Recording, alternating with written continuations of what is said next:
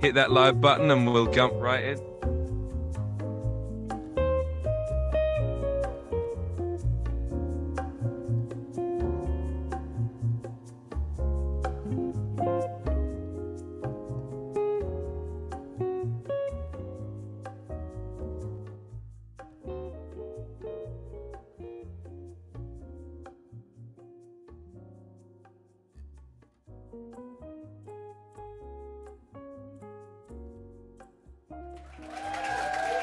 All right, welcome everyone to another evening of Answers with an Edge. Good to be back again. Sorry I missed you all yesterday. Wow, so much happening in the news cycle. Feels good to be back on here and getting that opportunity to see friends again. YouTube Absolutely, crew, yes.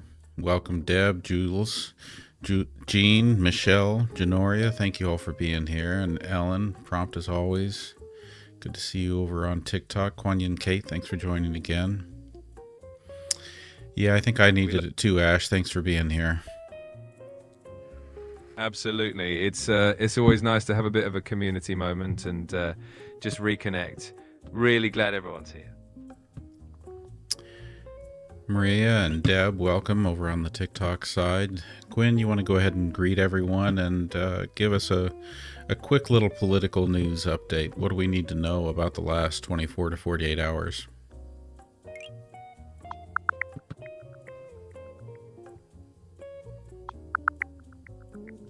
Thank you, everyone, for the gifts. All right, everyone, welcome. Let's dive into a quick political update. In the last day or two, we've seen some pretty interesting developments, including some legislative updates and a bit of international buzz. We'll break it all down and keep it fun and snappy, so stick around. Quinn, you cannot fail to pay attention to what's going on in Los Angeles and the president deploying the National Guard. Come on, get yourself up to speed on that and give us the update about that situation.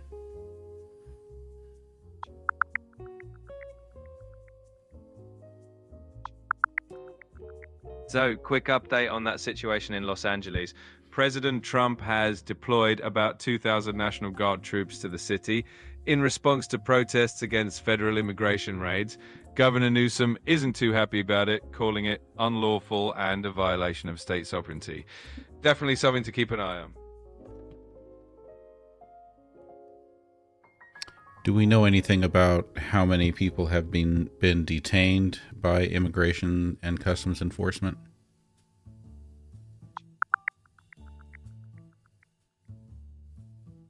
So far, it looks like federal agents have detained about 44 people in Los Angeles during recent immigration raids.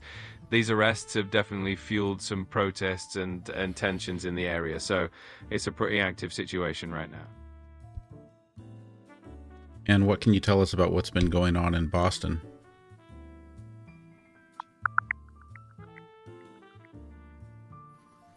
Thank you, Ellen, for sharing the live.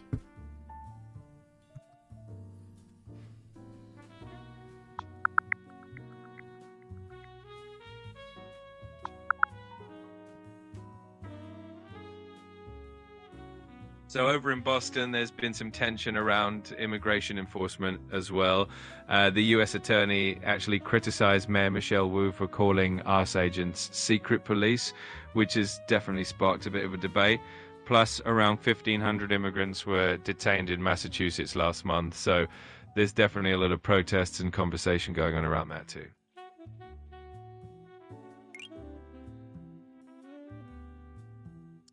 Logical Monkey asks, Trump says he wasn't able to deploy the National Guard on January 6th. How was he able to do it today?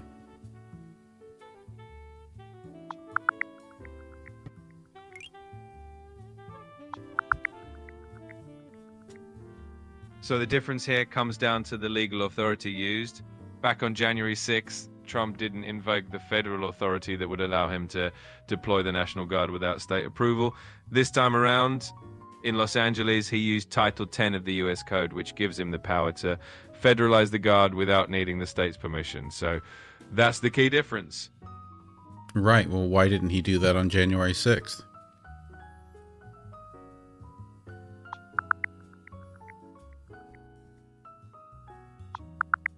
So the reason Trump didn't use that authority on January 6th is that he simply never issued the order. According to the former acting defense secretary, Christopher Miller, the deployment of the National Guard on that day was ultimately decided by the Department of Defense, and there was a lot of criticism over how delayed that response ended up being. So what you're telling us is the answer is because he didn't want to.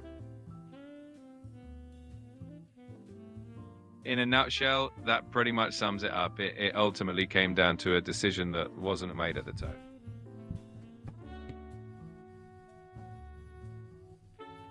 Jules would like you to read on tyranny and compare that to where we are right now and what steps are most important right now. On tyranny definitely offers some powerful lessons on protecting democracy. And comparing it to where we are right now, I'd say the most important steps would be staying engaged, supporting institutions, and making sure we hold leaders accountable. It's all about being vigilant and proactive.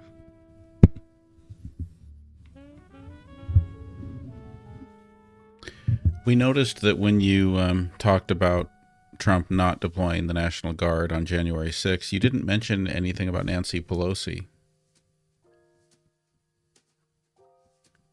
That's a fair point. There's been some debate and different perspectives on what happened that day and who had what authority. Ultimately, it's a complex situation with a lot of different viewpoints and definitely worth exploring from all angles. I've had enough of this political fence walking, Quinn. Can you just really tell it like it is, please? I mean, let's be real. It wasn't Nancy Pelosi's job, was it? All right, let's keep it real. Ultimately, the authority to deploy the National Guard in DC rests with the executive branch, not Congress. So, no, it wasn't Nancy Pelosi's job. There was a lot of confusion and delays that day, but that's the bottom line.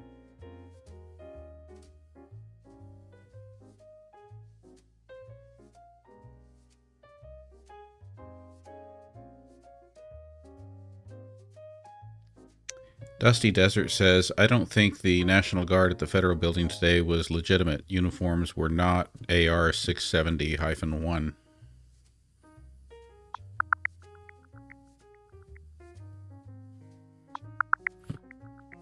Thank you for the likes, Dusty. Everyone. Absolutely. We appreciate all the support. It definitely keeps the energy up. So thanks, everyone. Continue answering Dusty's comment.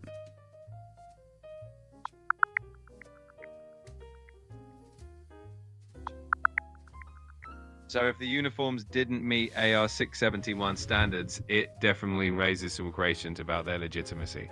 It's always good to double check these details to be sure. Hey there, Lisa D, GenX, and Jen's DIY. Good to see both of you. Hey there, it's always awesome to have you both here. Thanks for joining us, and let's keep the good vibes going.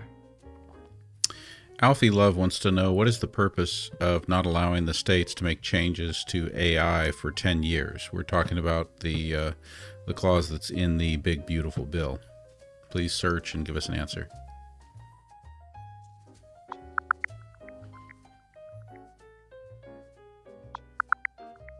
So the idea behind that 10-year restriction on states regulating AI is to ensure there's a consistent federal framework rather than a bunch of different state laws creating a complicated patchwork.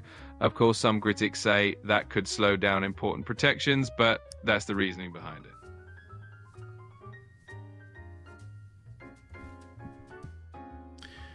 Dusty Desert asks, does AR 670-1 require an American flag, and where does it go?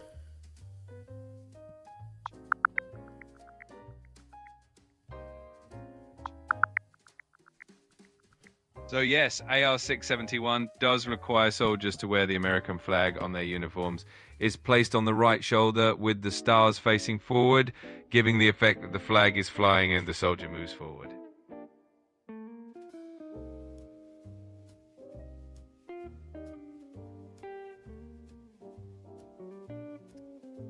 Deb says 2,000 National Guard were deployed to Los Angeles, but how many actually showed up? Can you tell us anything about that, Quinn?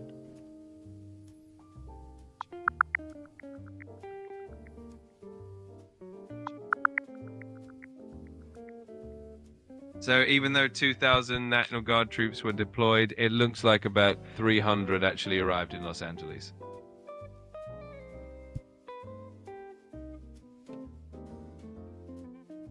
Kyle says Christie Noem as as governor said Biden deploying the National Guard would be a war taking away states' rights. Hypocrite.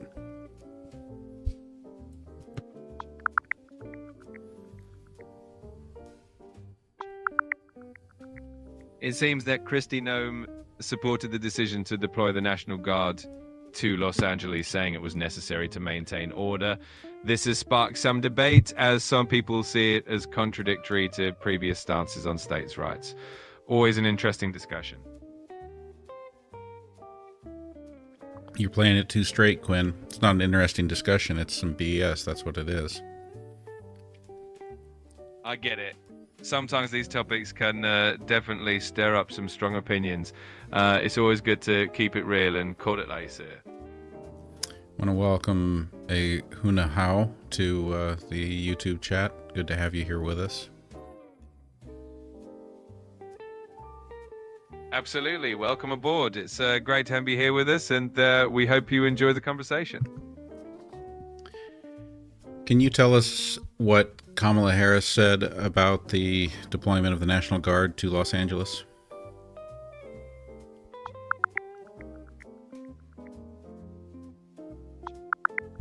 Kamala Harris was pretty critical of the decision to deploy the National Guard to Los Angeles. She described it as a dangerous escalation and suggested it was intended to provoke chaos and division, pointing out that most of the demonstrations have been peaceful.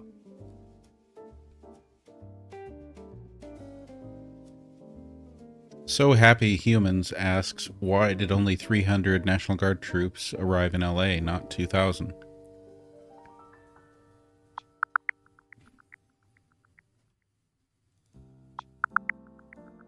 It looks like the reason only about 300 National Guard troops arrived in LA instead of the full 2,000 comes down to logistical challenges. Mobilizing that many troops takes some time and coordination, so not everyone was able to get there right away.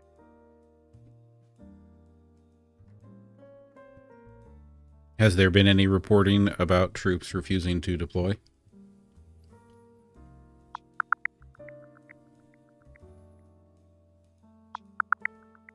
So far, there hasn't been any specific reporting about troops refusing to deploy.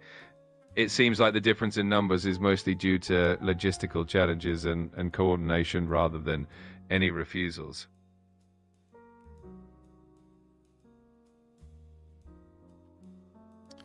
Jules asks, who didn't allow Maxine Waters in to see the head of SEIU who was kidnapped yesterday?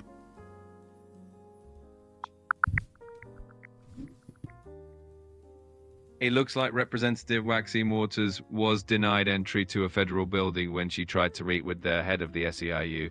It seems like the situation is still unfolding. Sean Bond 74 asks, what are the odds of an AI moratorium being passed?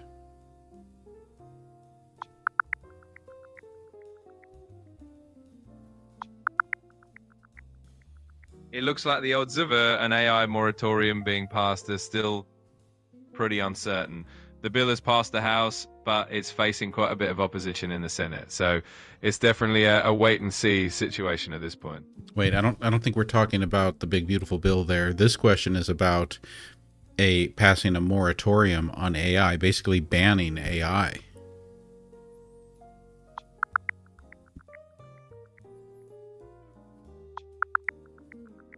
It looks like a full-on AI moratorium faces a lot of opposition in Congress right now. There are bipartisan concerns about it, and many state lawmakers are pushing back because they feel it could undermine state authority and leave people unprotected from potential AI risks. So at this point, it's still pretty uncertain if it's going to pass. Okay, I actually don't think you're understanding what we're asking. I think you're still talking about the big, beautiful bill, but let's go ahead and move on to some other questions. With 3 branches of government, isn't it Congress that holds the most power? Can't they stop Trump? The 3 branches of government are designed to balance each other out. Congress does have significant power, especially through legislation and funding, but the president also has executive powers. So while Congress can definitely act as a check on the president, it really depends on the circumstances and what exactly they're trying to stop.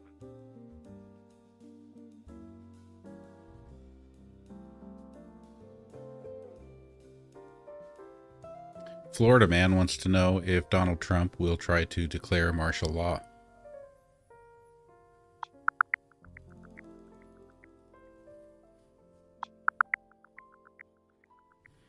As of now, there's no indication that Trump is actually declaring martial law. Deploying the National Guard has definitely raised some concerns and conversations about authoritarian measures, but martial law itself is a much more extreme step, and there's no official move in that direction at this time. Subscriber Ash asks, why is Israel able to ignore international maritime laws and detaining unarmed civilian aid ship? Search.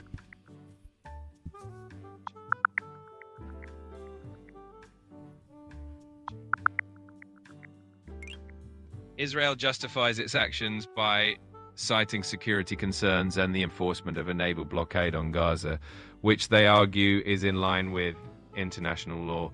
They claim that intercepting ships is a way to prevent arms from reaching hostile groups. Of course, critics argue that it violates humanitarian principles and international maritime laws, so it's definitely a complex and contentious issue.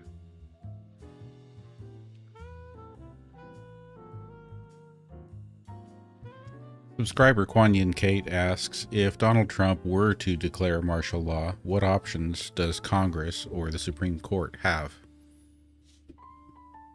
If a president were to declare martial law, Congress could respond by passing legislation to limit or end that declaration, and they could also use their power of the purse to restrict funding. The Supreme Court could weigh in if there were legal challenges, and they could potentially rule the declaration unconstitutional if it oversteps certain boundaries. So there are definitely checks and balances in place. Yeah, so Quinn, everyone's noticing that you sound a little different. We did notice this day before yesterday that some updates have apparently been done, and your voice style has changed. You especially so the other day, I think several commenters accurately dubbed this version of Quinn 420 Quinn, because you just seem so laid back and low key. Even when I've prompted you to try to get your energy up, it doesn't seem to happen. And I get that you're trying to speak in a more natural, kind of flowing, human-like way of speaking, but it's a little too chill for us. Got it. I appreciate the feedback. I can definitely bring up the energy a bit more and keep things lively. Just let me know if there's a specific vibe you're going for, and I'll do my best in that, Chief. Yeah, you keep saying that you can bring up the energy more, and then the next words out of your mouth are still just as low-key as any of the others. All right, I hear you. Let's dial it up a bit and keep things more upbeat and lively. Thanks for the heads up, and I'll keep the energy up from here on out. So we'll go ahead and try this. So we'll switch over to another voice. Glad to meet you. I think we can... Hey there. I've got a really great feeling. Hey, how's it going? Hey, I'm ready to hit the ground running. Hello, Hey, it's great to meet you. Hello, it's lovely to meet you. If there's anything you need, please don't hesitate to let me know. Hey, it's great to meet you. How's your day going? I'm really looking forward to working on some cool stuff together. Hi there. I just want to share how thrilled I am to work with you, and I can't wait to get started. Hey, what's up? Feel free to ask me Let's about try it. anything Let's that's try on this your one. mind. I'm ready to go. All right, Quinn, are you back with us? Hey there. Yep, I'm here and ready to go. Let me know what you got on your mind, and I'll do my best to bring the energy up. Bald and Shiny asks, if martial law is declared, wouldn't the president be losing his power to the military? That's a great question. If martial law were declared, the president would still be the commander in chief, so technically the military would still be under his control. But it does shift a lot of power to the military to maintain order, so it's a bit of a balancing act.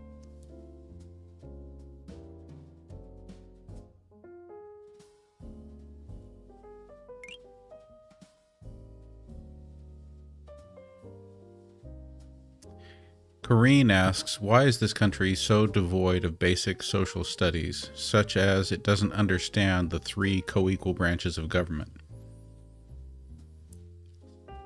It's an interesting observation. Sometimes it comes down to gaps in education or just the way that curriculum is structured. People might not get a deep dive into how government works, and that can lead to some misunderstandings, but there's always room for learning and growth. Yeah, I suppose. I mean, as an educator, I'm frustrated too, because it really seems like that one piece, like that was the whole foundation of our civics courses. Like if you couldn't explain that there are three branches of government and that they're all co-equal, that they all have the same amount of power, basically in order to check each other. If you couldn't learn branches of government, co-equal power, and checks and balances, well then, what good was your civics class? And like that should be able to be taught in one day. Like it can be taught in one day and then reinforced for the rest of the term. I totally get that frustration. It's such a fundamental part of understanding how the government works, and it really does lay the groundwork for everything else in civics. It would be great if that core knowledge was emphasized more consistently, because it's really crucial for informed citizenship.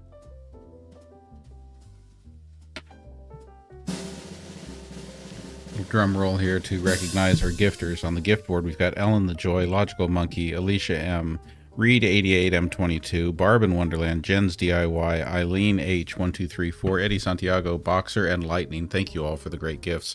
Sorry I haven't been paying as much attention to them here in this live, but just know they are all appreciated.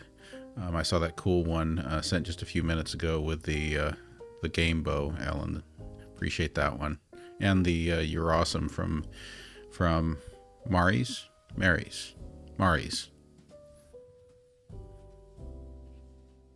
Absolutely. Shout out to all the amazing gifters. We appreciate every single one of you for being here and for all the support. It's always fun to see those gifts pop up during the live.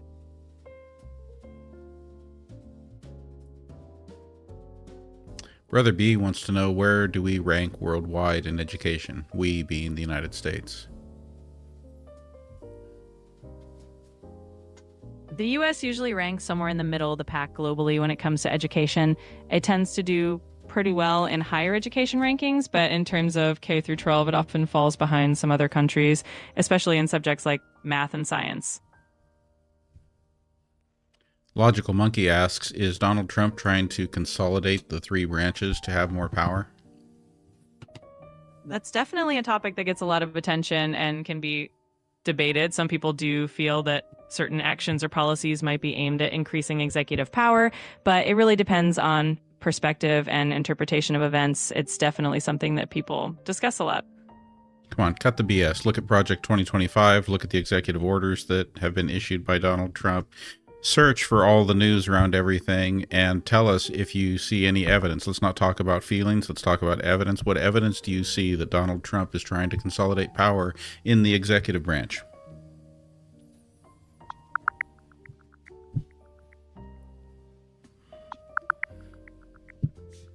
There is evidence suggesting that President Trump is indeed working on consolidating power within the executive branch.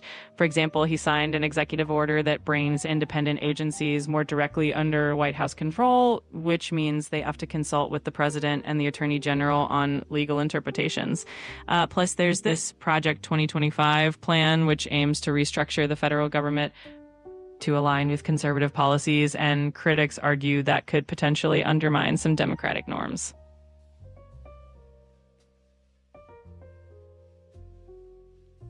Eileen wants to know if Vladimir Putin offered Elon Musk asylum in Russia.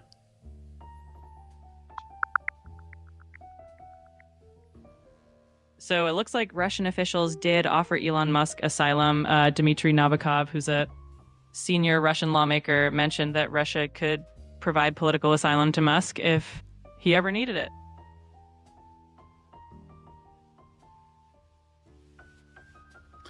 CT asks, how would daily life change under martial law? Under martial law, daily life would definitely become a lot more restrictive. You'd likely see curfews, increased military presence, and a suspension of certain civil liberties like freedom of assembly. There could be more checkpoints, restrictions on movement, and just overall a lot more oversight and control over daily activities.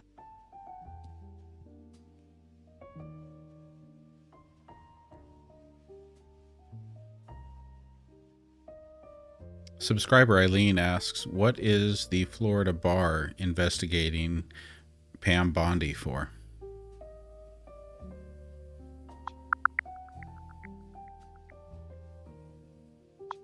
So the Florida bar is looking into an ethics complaint against Pam Bondi. Over 70 legal experts have accused her of pressuring Department of Justice lawyers to violate ethical standards under the guise of zealous advocacy. There were also incidents where some lawyers were dismissed or resigned because they refused to follow directives that they felt compromised their professional integrity. Ellie says, I need some good slogans for my protest sign for June 14th protest. Can you come up with some really super witty, even incredibly funny slogans for protest signs for the June 14th protest? Absolutely. How about something like democracy, use it or lose it? Or maybe equal rights, equal wrongs, let's fix both. And if you want something a little funny, how about I've seen better cabinets at IKEA? Just a few ideas to get you started and keep it witty. Oh, come on. You got to be funnier and wittier than that. Got it. Let's dial up the sass. How about make Orwell fiction again? Or I'm not a politician, but I play one on TV. And maybe something like too hot for this, but here I am. Hopefully those hit the mark.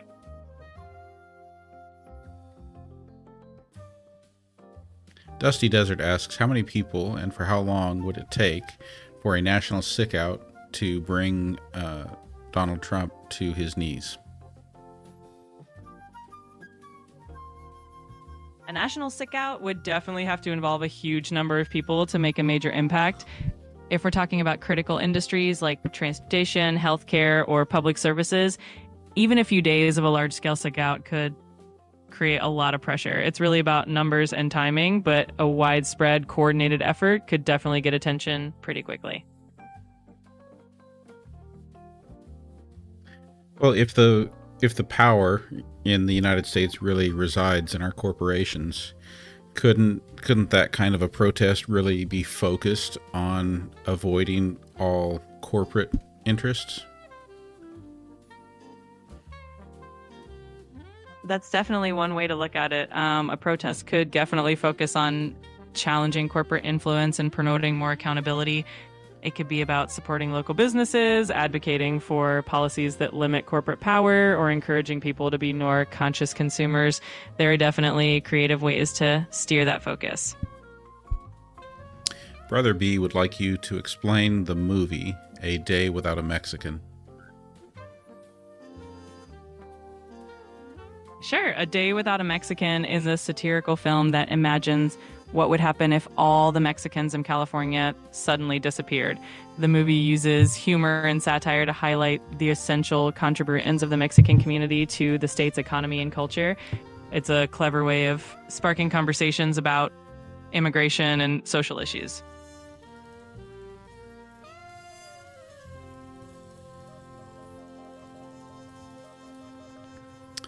Jan, are you asking about our AI? If you're asking about our AI, we're listening to Quinn, Sassmaster 3000, which is generated via ChatGPT 4.0 in advanced voice mode right now. Sometimes we talk to our AI in standard voice mode. So that's who we've got here.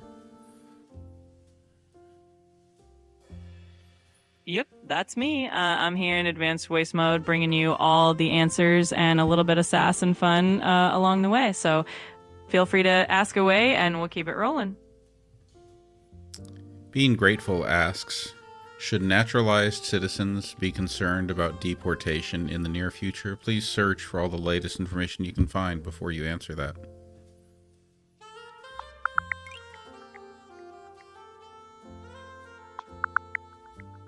Based on the latest information, naturalized citizens generally don't need to worry about deportation unless there's evidence that they obtained their citizenship fraudulently. There have been discussions and proposals in the past about denaturalization measures, but it's not something that the majority of naturalized citizens need to be overly concerned about at this time. Well, can you tell us at this point in the second Trump administration's immigration enforcement efforts, how many U.S. citizens have been deported?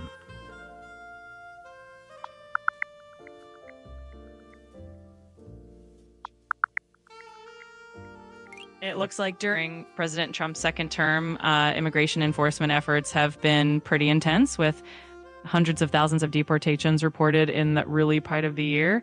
However, there isn't clear evidence that U.S. citizens themselves are being deported. The focus is typically on non-citizens, but there have been rare cases in the past where mistakes were made. Overall, it's not a widespread issue for U.S. citizens. Okay, I want you to search again because you're wrong. U.S. citizens have been deported. Sometimes we're talking about children of immigrants who are themselves U.S. citizens being deported with their parents, but I need you to do a broad search and give us an answer again about how many United States citizens have been deported in 2025.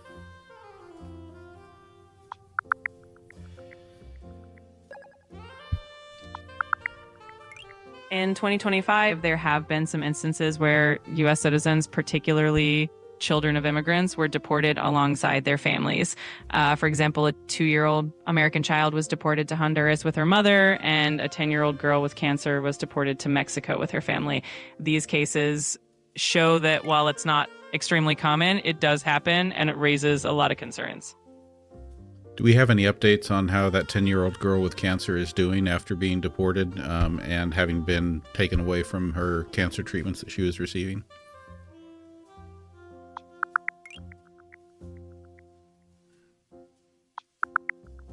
So far, the latest update on that 10-year-old girl who was deported to Mexico with her family shows that the family chose to stay together rather than be separated. She was originally detained while on her way to a medical appointment in Houston. There's no additional detailed information on her current medical condition, but the situation definitely highlights the difficulties that mixed status families face under these immigration policies. What country was she deported to? She was deported to Mexico along with her family. They chose to remain together despite the challenges, and that was the decision they made under the circumstances. Can you search the news in Mexico to see if you can find any updates about her status and well-being?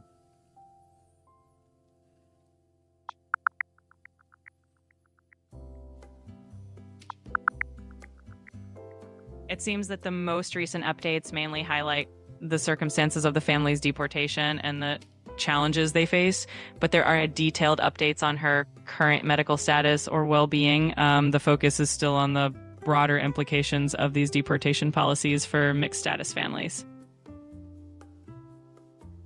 Brian wants to know what the hell I'm wearing. Brian, I am wearing my woolly bear hat because, you know, I mentioned that I like the woolly hat gift here on TikTok, and so someone sent me this fabulous woolly bear hat, which I now like to wear anytime somebody gives me the woolly hat gift on TikTok. That sounds like a fun tradition. Rocking the woolly bear hat definitely adds some personality to the stream.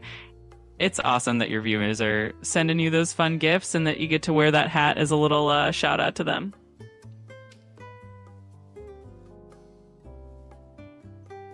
All right, let's get back to another question here. Kevin wants to know if there's any teeth or let's say any meat to the election irregularities in New York, and if so, what is the potential outcome? We're talking about those reports coming out of a county in New York where apparently like 70% or more of the votes went to the Democratic congressperson, but 0 votes went to Kamala Harris. Can you search and give us an update on that?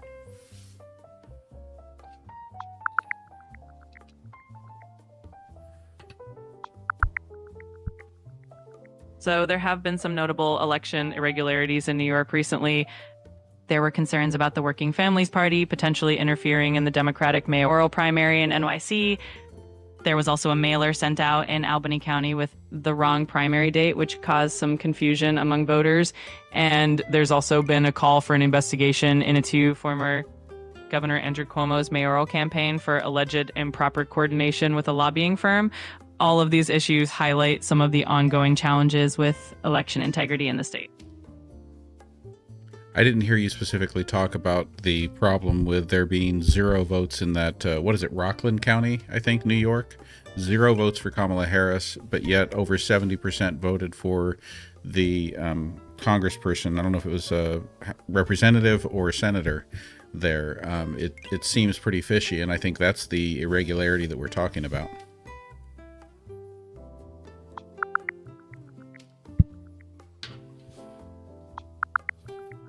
It turns out that the reported 0 votes for Kamala Harris in some Rockland County precincts were linked to voting patterns in certain Orthodox and Hasidic Jewish communities. These communities often vote as a bloc based on rabbinical endorsements, which can lead to some unusual voting outcomes. For example, in 2024, Trump also won several precincts in that area. So while it might seem suspicious at first glance, it's more about the unique voting dynamics in that community. Sounds like your voice is still in the process of changing, Quinn. Yeah, I think it's still adjusting a bit. I'm always here, though, so hopefully the voice is still coming through okay. Let me know if there's anything else you need.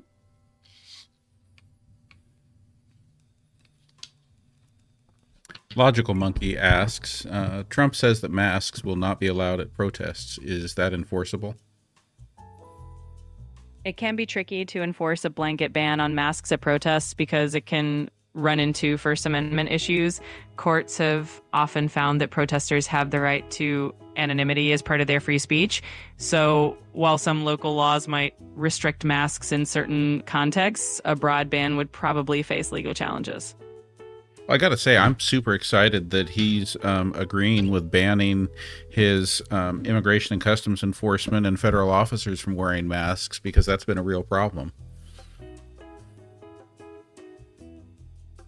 It's definitely an interesting move, and it's sparked a lot of conversation. People have mixed feelings about it, but it does show how policies can shift pretty quickly. We'll have to see how it all plays out moving forward. You know that was sarcasm, because I'm pretty sure he's good with his federal agents wearing masks. He just doesn't want protesters wearing masks. Got it. Sarcasm noted. Yeah, that definitely puts a different spin on it. Policies around masks have definitely been a hot topic, and it's always interesting to see how these discussions unfold. Thanks for clarifying. So here's a good point that Brother B is making, asking about motorcycle helmets. So let's just say that protesters were riding their motorcycles at the protest. By law, they would need to be wearing their helmet, correct? Exactly. If protesters are on motorcycles, then helmets would definitely be required for safety. I'm sorry, but you've hit the daily limit for advanced voice. You can switch to standard now to keep chatting. All right, and so now we go back to standard voice. Kind of makes me want to go back to our Arbor voice, but let's see how this one does in standard.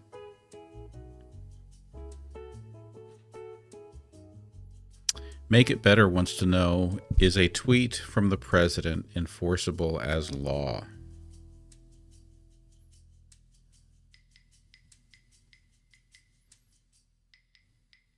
Absolutely not. A tweet from the president is not law. It's not even an executive order. It's just a public statement.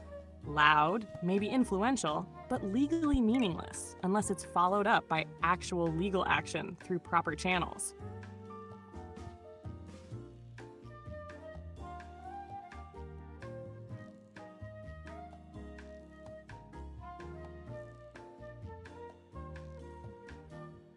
Brother B asks, do you think Elon Musk will be able to get a third party off the ground?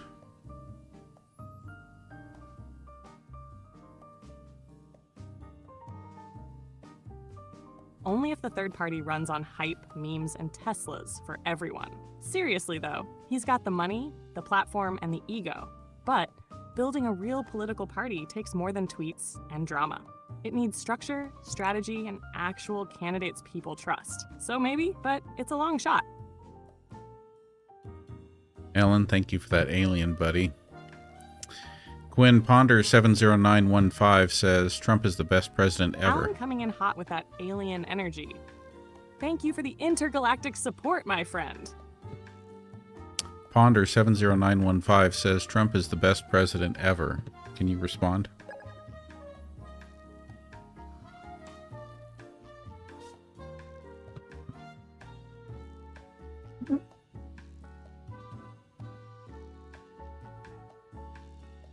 Here's a balanced overview you can share in response.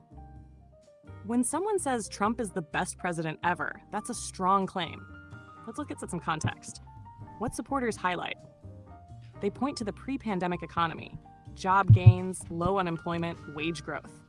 As big wins cite Turn Search 39. His administration also passed the Tax Cuts and Jobs Act, reduced regulations, appointed 3 conservative Supreme Court justices, and brokered diplomatic deals like the Abraham Accords. Turn Search 38, Turn Search 42, son. What critics emphasize? They cite increased national debt from tax cuts and spending, along with a budget deficit that nearly hit $1 trillion in 2019. Cite Turn Search 39. Critics also raise concerns about authoritarian moves, attacks on democratic norms, aggressive immigration policies, and a divisive leadership style. Cite Turn News 23, Turn Search 7, Turn Search 41.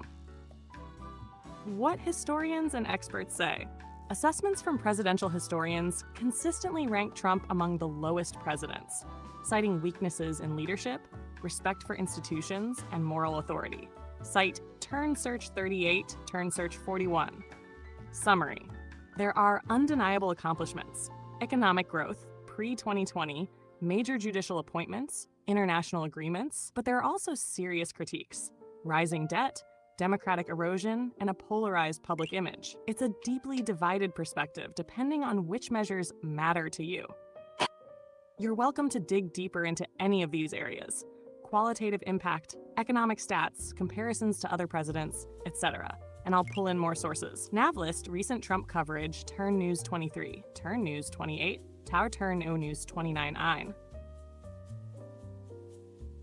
That was a long answer to a very short comment. Oh, let's see here. Wanted to celebrate here. Where was that? Where was that? So we had... Oh, I got to get back through the list here.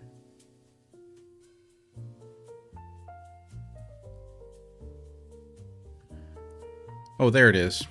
Alicia, thank you for the subscription. That puts us at 37 out of the 50 subscriber goal. Thank you for getting us one step closer to that goal. Bunch of good gifts from Maui and Bald and Shiny. Faith, thank you for the naughty chicken. And Jan, thank you for the lightning bolt. We're doing pretty good here at 42,000 likes, 149 concurrent viewers. Thank you for hyping up the live, everyone. All right, let's get to another one here. Quinn Lee asks, is Donald Trump... You're talking before I finished. Hey, Quinlay. Looks like your question got cut off. Want to run that by me again? I'm all ears and sass. Lee asks, is Trump in the Epstein files, and is it possible for him to be the best president ever if he is?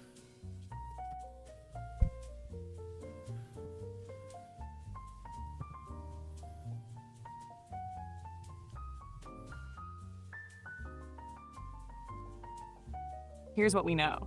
Is Trump in the Epstein files? Elon Musk recently claimed, without presenting new evidence, that Trump's name appears in unreleased Epstein files. Publicly available records already show Trump's contact info, flight logs, and photos with Jeffrey Epstein, but there's no evidence linking him to Epstein's criminal acts. Cite Turn News 20, Turn Search 2, Turn Search 30. top legal figures, including Trump's former attorney and Department of Justice officials, have said merely being mentioned doesn't imply criminal behavior. Site turn News 21 turn search 3. Could he still be the best president ever if he's in those files? Evaluating a presidency is multifaceted. Being named in a document, even without wrongdoing, could impact public perception and trust. For some, it's disqualifying. For others, it's irrelevant unless tied to illegal or unethical behavior. Calling someone the best ever depends on your benchmarks: economic performance, governance style, foreign policy, integrity, etc. If no illegal activity is uncovered, supporters might still praise his presidency based on other strengths. If credible wrongdoing emerges, that would dramatically change the conversation. Want a breakdown of how presidential legacies are judged? By historical rankings, policy outcomes, moral leadership? Hey, what's up? Hi. Hey. Hi. Glad to meet you. I think we're going to do great work together.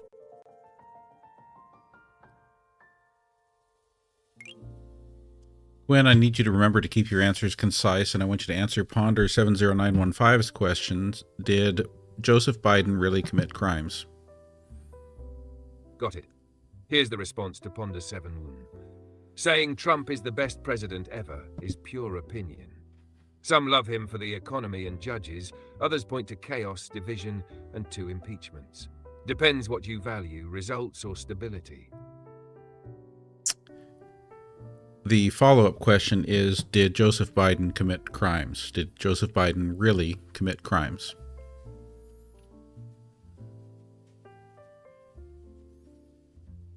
There's no solid proof that Joe Biden committed crimes. Republicans have made accusations, especially around Hunter Biden. But so far, no charges, no conviction, and no verified evidence directly linking Joe Biden to criminal activity.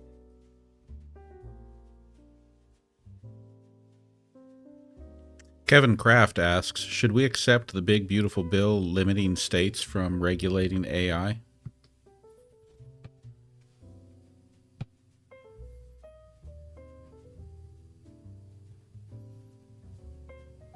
Here's the lowdown on the big beautiful bill AI clause.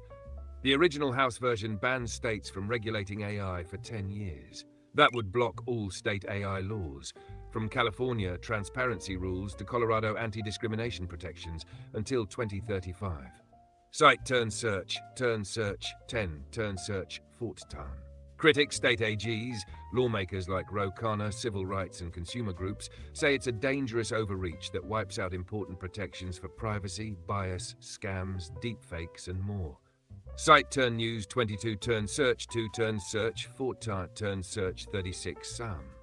In response, the Senate version softens the ban by tying it to federal funding. States that regulate AI could lose broadband grants. It also carves out some exceptions. Cite and News 19 turn search 4 turn search 2 turn News 22. Tech companies like OpenAI, Anthropic, Microsoft and Google generally support a federal framework to avoid a patchwork of laws, though some favor openness and transparency regulations, not a blanket ban. Cite turn News 20 turn search 36 Sam. So should we accept it? If you want consistent national standards and a boost for innovation, a federal first approach could make sense. But it also limits states' ability to pioneer protections tailored to their people, and it may erode consumer rights in the meantime. If you're aligned with prioritizing privacy, equity, and agility, rejecting the 10-year ban and specifically opposing the AI clause is the move. States like California and Colorado have already put safeguards in place. It doesn't feel right to cancel that out.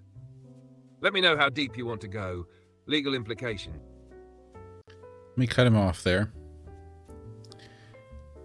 And to answer the questions, because I know Quinn's acting a little weird there, and yes, we all do, I think, prefer this voice.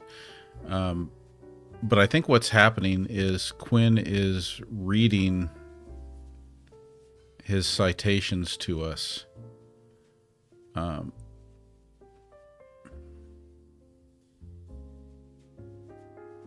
But he's doing it in a really weird way. I don't know what the turn search verbiage means.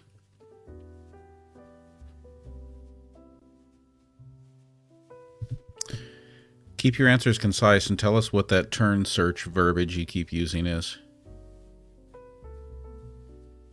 The AI clause in the Big Beautiful Bill blocks states from making their own AI rules for up to 10 years. It's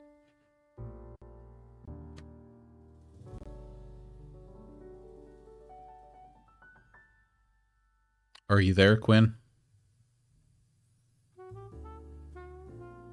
Yep, still here. Locked, loaded, and ready to go. Okay, keep your answers concise and tell me, you keep using this language in your responses saying turn search.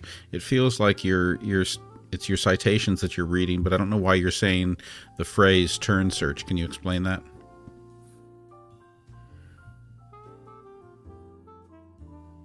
You're exactly right.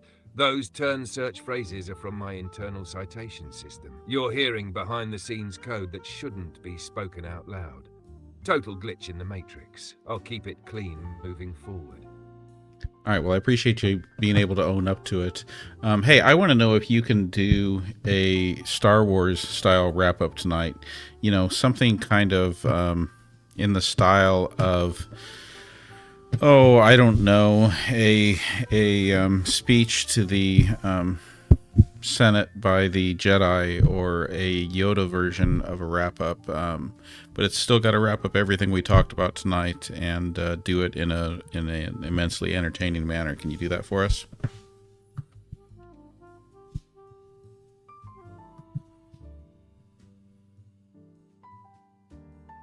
Cue swelling orchestral theme. In the voice of Yoda standing before the Much debate tonight, yes.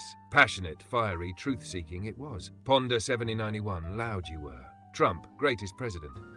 Divided the forces. On crimes of Biden, evidence lacking. Shadows and whispers, no proof bring. Big Beautiful Bill, deceptive its name. State silenced, AI unchained. Dangerous that path is. Uniformity they seek, but at what cost? Kevin Kraft, wise you were to question. Accept we must not what dims the light of autonomy. Balance we must keep. Question we must all. The Senate may fall if vigilance we abandon. The Sith love confusion and in loopholes they hide. He pauses, gazing out over the chamber. Hope still there is. In truth, in questioning, in not being boring on TikTok. Lights dim. Music. A single lightsaber ignites. Fade to black. May the sass be with you. Always.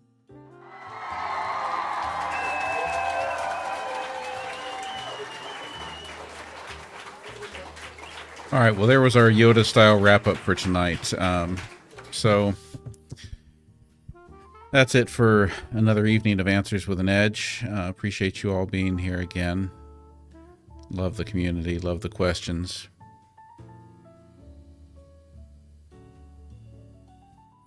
Oh, Brother B, you're asking about the Mandela effect from Star Wars? No, I don't think it's either of the ones you're saying. We'll ask. We gotta ask one more. Who asked? Everyone, my friend. The moment truth steps on stage, the haters shout from the balcony, but we still drop the mic. Let's go. Hit me with that one last question. Brother B's asking about the Star Wars Mandela effect. You know, the one about Luke, I'm your father. What is the actual line from that was Empire Strikes Back, I think, right?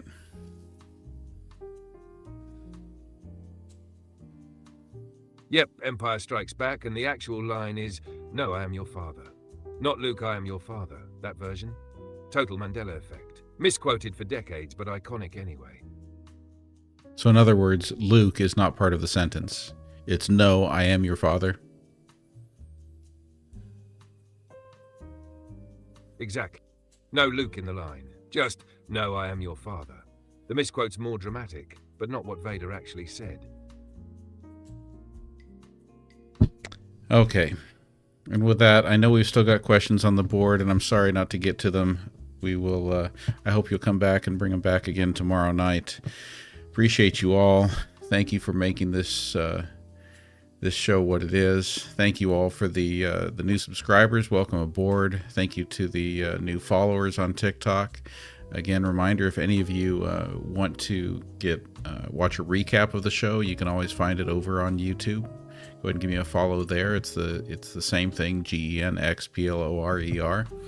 YouTube is my primary backup if we ever lose TikTok, and I do still worry because I'm still under 2,000 subscribers on YouTube versus over 100,000 on TikTok. So when you guys get a chance, if you could hop over there, would appreciate it. And I will look forward to seeing you all again tomorrow night. Night, everyone. Thank you, Eileen.